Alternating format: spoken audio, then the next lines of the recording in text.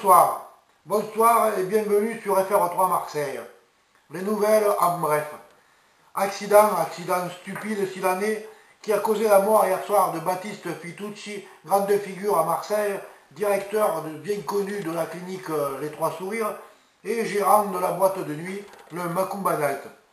En effet, hier au soir, alors qu'il dormait tranquillement à côté de sa tronçonneuse, celle-ci s'est subitement mise en route toute seule et a commencé à découper le bonhomme. Afin de lui échapper, celui-ci a sauté du 5e étage de son appartement et a atterri 4 mètres plus bas dans un bidon de béton frais que l'on a retrouvé ce matin immergé au large du vieux port de Marseille. La police cependant n'exclut pas l'hypothèse du suicide.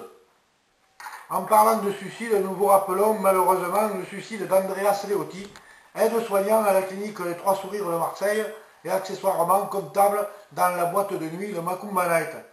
Il a en effet mis fin à ses jours en se pendant dans sa gazinière après s'être coupé les veines et ingurgité une forte dose de cyanure.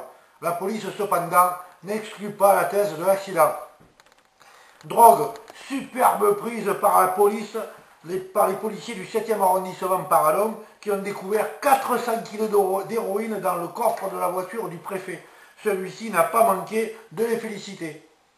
Annie Croche, Rix encore hier soir au bar Fleuri de la Canebière de Marseille, le gérant de l'établissement a ouvert le feu avec son fusil de chasse sur une dizaine de maghrébins en prétextant que ceux-ci faisaient trop de bruit et parlaient trop fort.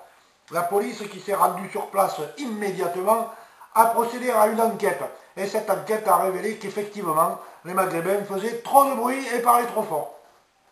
Enfin, une bien triste nouvelle qui risque encore d'entacher la réputation de notre belle ville. La police a en effet perquisitionné hier soir chez l'adjoint au maire de Marignane. Et après des fouilles minutieuses, elle n'a trouvé aucune fausse facture.